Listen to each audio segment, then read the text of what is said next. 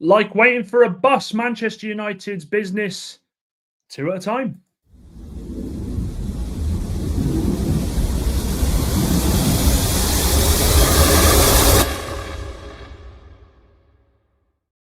Tell you what, guys, this YouTube malarkey is going to cost me my marriage. I'm telling you.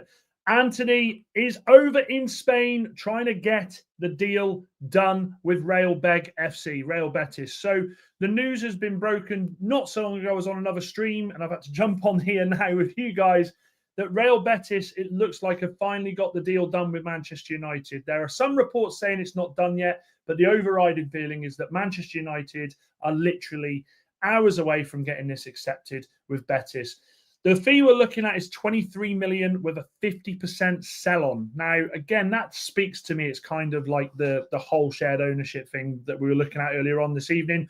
But it is what it is. The fact of the matter is, another member of the bomb squad looks like he's on his way out of Manchester United. Now, it's not the money that we'd anticipated. It's not the money that we wanted, but it is a player who is on a ridiculous wage that looks like he is leaving the club on a permanent transfer. Now, part of me is unhappy because I genuinely thought that we would get a loan deal here. I thought that Betis would get their own way and they'd say, no, we said a loan deal and he's coming here on loan. However, the fact that Manchester United are actually changing this up and saying, no, we want it full transfer or nothing at all, I think says that we are actually getting this done. Now, 23 million for the money we paid on Antony, we know is nowhere near what we wanted. We wanted 40, 50 million, but unfortunately, our hands have been tied by the previous regime, and it is a struggle to get these players out of the club. But Manchester United need to get them out of the club. Why do they need to get them out of the club? It's simple. We need to bring players in. Now, we saw last night that Garnacho has essentially left the club, 40 million. With the Antony deal, we're looking around 20 million. So that's 60 million straight away, plus the money that we had for Baleba that we had before. I put that at around about 100 million pounds. But what I want to ask you people, you beautiful people, is this. Are you happy with the transfer? Are you annoyed, or is it just a case of, I'm so glad this guy is gone? Let's go through the comments quickly. So Giles says, I should go out and get a slice of cake to celebrate this one. Malacia on his way out as well, going on loan to Spain. Then he comes back in, Giles, and says, looks like the Antony deal is collapsing. Antony wants money. Big up, Shane. It's like I haven't seen you in ages. Big up, Kev, again. Good to see you. If you hear screaming once this stream finishes, make sure you come around and check on me. Neil, good to see you again, my friend. Donna, we did it. We got the 100 likes on the previous video. And by the way, that reminds me, make sure you smash and like on this video and make sure you are subscribing if you are new. Tom Clash says, what's up, crew? Happy Friday. And it is a happy Friday because one of the bomb squad is essentially leaving the club. Any news on a goalkeeper or midfielder? We will go there. We'll go and talk about that slightly in a minute. Steve-O, good to see you. He says, yes, totally down, a sigh of relief. And it is a sigh of relief. Like I've said, with Manchester United, these players are on ridiculous wages. Garnacho wasn't, but Antony was. This is going to save us money completely this season with the amount that we have been paying this guy. Now, there are some people that have said, look, he's got his head down. He's a decent guy. Could he not find a way back into the club? Absolutely not. Amorim said he didn't want him. He is going. So I think this is a positive. Well, I know it's a positive. And I think we also have to look at the fact of the ramifications with less than 48 hours to... No, 48 hours. Is it 40 hours? I mean, it's 2.5 days, we'll say. 2.5 days left of this transfer window, 2.5 days for Manchester United to go out there and do some quick fire business. Now, look, it's been a tough week. We know that. Manchester United are very good at doing the spin. However, 2 players leaving for money for me is a positive. And I think we need to look at it as that. And I think we need to look at the fact that we will be able to go out there and I think be strong in the market. I still don't think the Baleba deal is the one we go and do. I know a lot of you think it is, but make no mistake about it, Manchester United now, with 2.5 days left, will be going into the market. And as Shane says, always supporting. I appreciate that, my friend. I really do. Kev says the settee's available with fluffy pillows. might need that, mate. Wahaha, good to see you, mate. He says it's good news, but I hope the best for Antony. And look, we do. Of course we do. But at the same time, this has just rolled on far too long. This, again, like Garnacho, should have been done a month ago. We knew this lad didn't want to play for Manchester United. We knew that there was no hope for him coming back into the team. So I don't, for the life of me, know why it's taken us all this time to get this agreed. Peachy says, I think out of the United players want to get rid of Antony has the best potential. Wow, okay. Explain more on that one, Peachy, because for me, I think because of his age, I think it's Garnacho, but I hear it. And Chelsea again, man. Chelsea signing the boy from Brighton on a loan. How are they allowed to do this? It's not even through their club, apparently. I think it's through, is it Blueco or something like that? But we knew that the transfer window for Manchester United was going to be crazy. We'd been waiting for the outgoings. Now it seems it is a fire sale. You've got Antony on his way out. Garnacho's gone. Sancho, there is talk that Roma are now looking to up what he wants and get him across there. If we get that done, that's more money in the kitty. Malacia, bless him, bless his heart. On his way to Elche in Spain on loan. That's a deal that's going to be done. We could potentially, by Sunday, see that a lot of players have now left this club. There is an update on the Rasmus Højlund situation. Rasmus Højlund, who the loan has been accepted from Napoli, apparently he is now digging his heels in and saying he doesn't want to go. And I've got to be honest, like I said to you a couple of weeks ago, I don't want him to go either. So the fact he's digging his heels in, unless it's a case like Harry Redknapp when he went to the airport and chucked Benjani on the plane, there is a real chance that we could still keep this man at Manchester United. Kev says, don't know why he didn't work at United. Hope he can recover at Betis. I'll tell you why he didn't work at United, Kev. It's simple. He just wasn't built for the Premier League. And I know people say he had a decent attitude, but this guy, when he was on the pitch, was as petulant as they come. The amount of times he's kicked out at rival players is absolutely abysmal. So I'm glad we see the back of him. It's another transfer that we overspent on by a ridiculous amount. He's now going. So with that, he has my best, wishes. Fair play. You come, you had a go. It didn't work. But what's good for Manchester United outweighs what's good for this player. Okay? For this player, it's a no-no from me. We have got the chance now with 2.5 days to go out there and get that crazy transfer done. And it wouldn't surprise me at all if we did go out there and look at Hjulman now. I mean, we've got the money to do it. We have literally got it with the wages we're saving as well. So I think it is going to be a case of buckle up, put your seatbelt on, and make sure you adjust your seat so it's right nice and tidy for you. And buckle yourself up because this is going to be a bumpy ride. Manchester United in the transfer window the next couple of days, we are going to see it swing all over the place. We are going to be linked with ridiculous players. We are going to be linked with players that you've never, ever dreamed of coming to Manchester United. But with these transfers out, Manchester United are going to have the money to do this. They're going to have the money to go out there and see what they can do. The market is still wide open. The market is so wide open at the moment. There are no certainties. There are no certainties. The only certainty I'd say is Baleba not coming to Manchester United because we don't have the money. What have we got here? Peachy says, we can improve his attitude. The others are just big bums. Yeah, I can see that. Wahaha says he's lightweight and doesn't try to take on the defence or just pretend he tries on defence. He always used to do the same thing, didn't he? Where he'd try something, lose the ball, either go mad at the linesman for it not being a foul, or he'd slam the floor and ask for a throw. He was just redonkulous, wasn't he?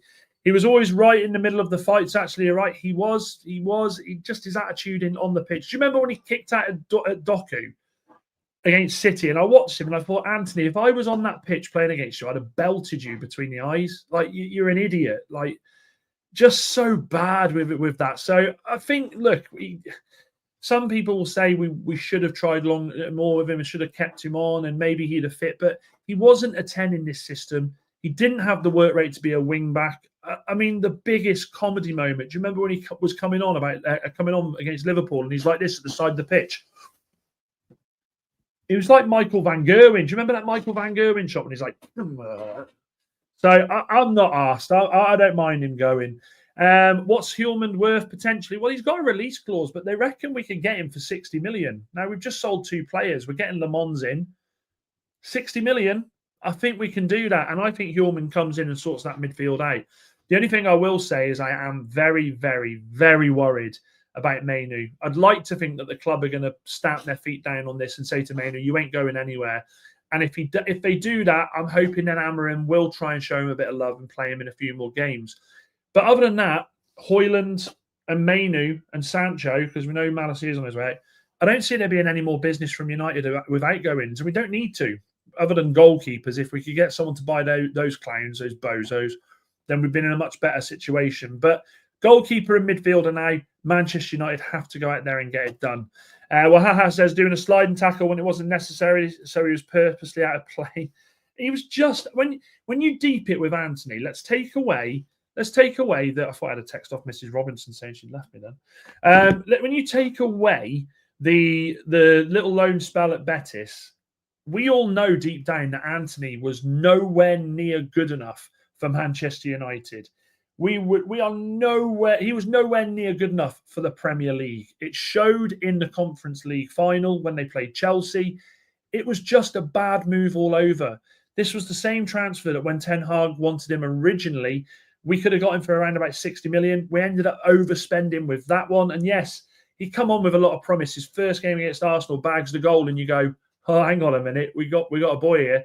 Then he does that fidget spinner bloody move in the Europa League. Never really recovered from that, I don't think. I think he lost the respect of the players that he was playing with, and I think the fans too, and the manager. One thing that I will always sit there and say, I'm glad it didn't work out for Antony, was I'll never forget, there was a picture that circulated when he scored a goal and Maguire went up to him to shake his hand and, congratulate him about the goal. And he flashed Maguire such a look as if to say, you're shit, you are. And I thought to myself, yeah, you're a bozo, mate. I hope it doesn't happen for you. So I'm not asked about him going. I think I think it's the best thing for Manchester United. I think it's the best thing for all parties involved. Steve says, Ben Jacobs said a lot of clubs would like Mainoo. Yeah. Look, I'm not going to deny it. I'd love Megan Fox. It ain't going to happen, is it? I've got Mrs. Robinson downstairs that would kill me. And there's no mutual chance there, is there? So clubs can say they want Mainoo, but I think Manchester United will and have to stand their ground and say to the player, you ain't going anywhere. At the end of the day, he only wants a loan as well. If it was a full transfer, it's a different story because it means he never wants to play for the club again. He's, in his own words, apparently said he doesn't want to leave the club forever. He just wants to go and play football. Well, I'd like to think there's two scenarios here. Either one, Ruben Amorim says, right, I'm going to play you. I'm going to play you. You're right. I need to play you. These two that you're playing that are against you, Casemiro and Ugarte, are bums. They're nowhere near your level. I'll play you. Or the second one is he outlasts Amorim. Amorim is on shaky ground as it is. If I was a betting man, I would say there's more chance of Mainoo being here at the end of the season than Amorim. And look, I can get clipped up for that and I can be proved absolutely wrong. We could see in 2.5 days that I'm sat here going, Mainoo's gone. Oh my God, Mainoo's gone. But I'd like to think that common sense prevails. I would. I bet Danielle looks better than Megan Fox today. Bloody lump of plastic she is now. He's not calling you a lump of plastic, Mrs. Robinson. He's calling Megan Fox a lump of plastic.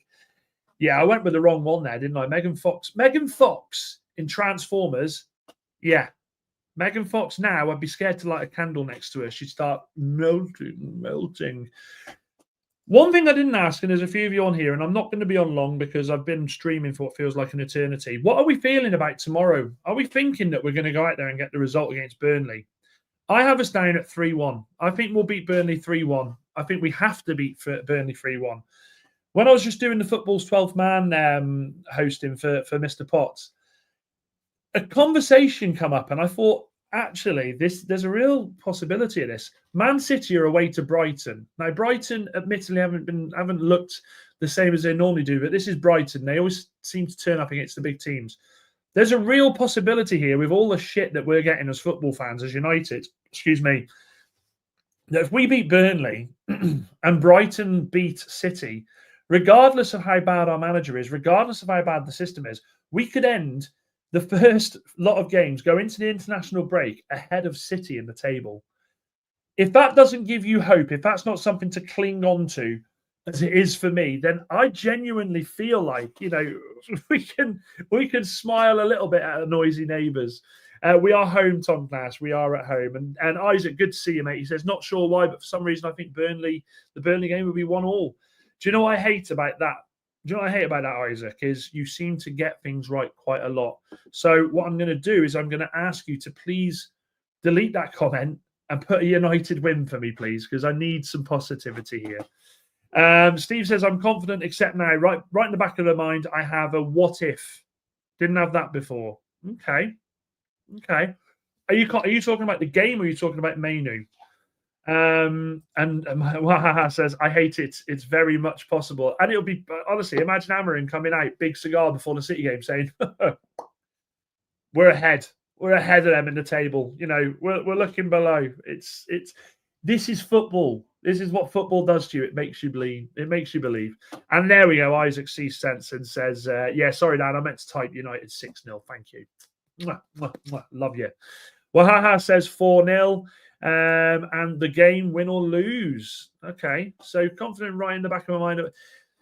Manchester United with this game, it's a potential for two outcomes, isn't it? We win and we go into the international break with a little bit of confidence going into the City game. We lose, and there is a real possibility that Amorim, I think, doesn't come back with the players for the game against City. There's so many outcomes. The next I'm going to say 72 hours because I keep saying 48.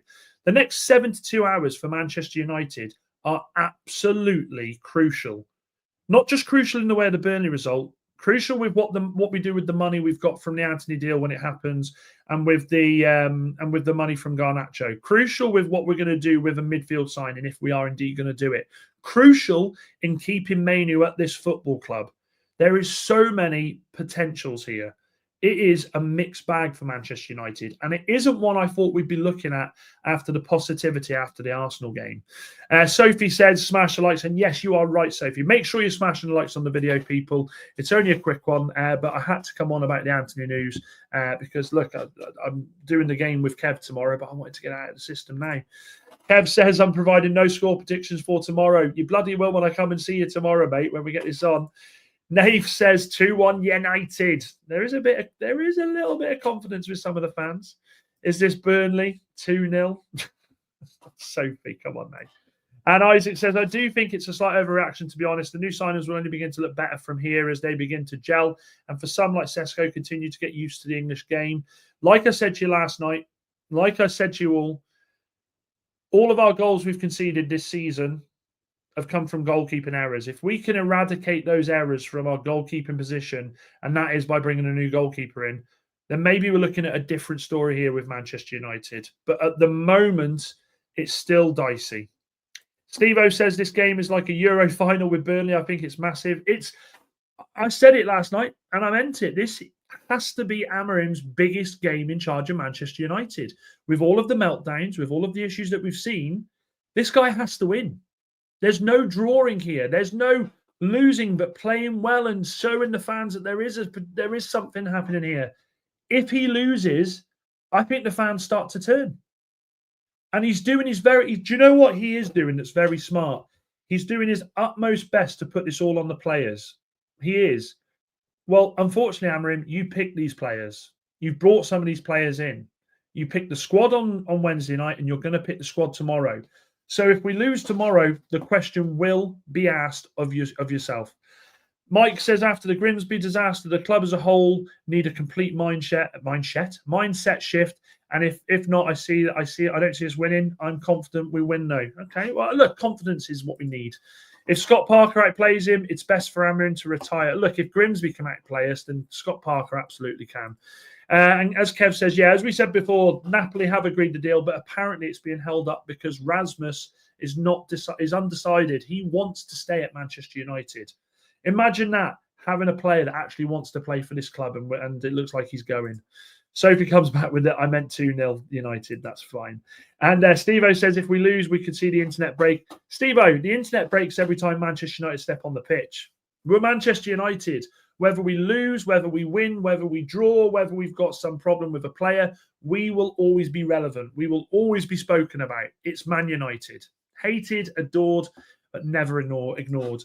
Isaac says, yeah, that's the big issue. I brought it up before when we had the Turner and, I'm not even going to try, Vlachodimos in goal. Combined, they must have cost us 20 points. Part of the reason why we moved so far up the Premier League. I agree. That's a great comment, was because they'd left. Your team is by far better than Burnley's. If you don't win, he must go. The players must have given up on the future. there's a good point there by Sophie. If we lose, I think we do have to start looking at the fact maybe the players have literally just down tools of this manager. And whilst I don't appreciate that, and I think if a player genuinely downs tools for a manager, I think they're actually letting down the fans, they're letting down the people who pay their wages, they're letting themselves down. So I'd like to think that isn't the situation. But the questions will be asked if we lose. Have the players chucked it in? The questions galore with Manchester United at the moment. If we lose, I don't see a bounce back from that, not just for Amorim, but the club as a whole. And get Jose in. I don't want Jose back. I don't think it's right. I don't think it's right at all. If I see Onana in goal, I'll be sick. I don't think Onana. I would be amazed if Onana's anywhere near that. I think the best thing they can do is just drop him from the matchday squad. Never speak of this fool again. Off he goes. See you later. But yeah, guys, just a quick one, just to go on and let you know about the Antony news. Let me just check and see if there's been any more updates on it, because it was so higgledy-piggledy before with has he got there, has he not? No, I can't see. Update. No medical or travel is scheduled for Antony yet, as Betis and United remain in negotiations. I've heard different. I've heard he's in Spain. Talks continue over the permanent deal, including a 50% sell-on clause, salary adjustments and exit conditions. Betis are pushing hard, but they are still awaiting the green light. And then you've got other ones like Ben Jacobs and co saying it's done. Who knows? We will have to wait and see. But the one thing I do know is, regardless of what you think, regardless of what you believe, Manchester United are just steps away from getting rid of the bomb squad. And that, for me, is an absolute positive. Onana will be in goal, I reckon. It's Burnley. You must get 3 points, same as we must get 3 points at Leeds. There we go. You're absolutely right. And it leads to the players second-guessing themselves when it comes to decision-making around a goalkeeper. Goalkeeper is absolutely crucial. You need someone between the sticks that can absolutely fill confidence to the lads in front of him. If they don't have that, then we absolutely know that players, regardless of how much they mark, will always have it in the back of their mind. Will he save? Will he save? We will say we will. He'll save his ass for a few more weeks. And hello, Daniel. Hello, Dublin Games. Hope you're well. Steve says, "Are you watching the game with the community, Dan?" I will be. I absolutely will be. We will be live tomorrow at 2:15 to watch the game with you guys. So make sure you join us for the watch along. Kevin and I are starting to really get our teeth into this at the moment. I think we're getting good with that. It leads to the players' second. Hang on, which one was it? Sorry, mate. There is also a knock-on effect with having such a poor goalkeeper, as it unsettles the entire defence and can lead to more mistakes as they don't feel confident with the goalkeeper. Fantastic point as always, Isaac. Right then, guys, I'm going to go down and spend some time with Mrs. Robinson before she literally ends me. So I will catch you all at 2:15 tomorrow. Manchester United against Burnley for the watch along. Make sure you like, make sure you subscribe, and make sure you hit the bell notification. We go live every day. Other than that, have a happy Friday night. I'll see you all tomorrow, you beautiful bunch of legends, you. Dan United, Uta.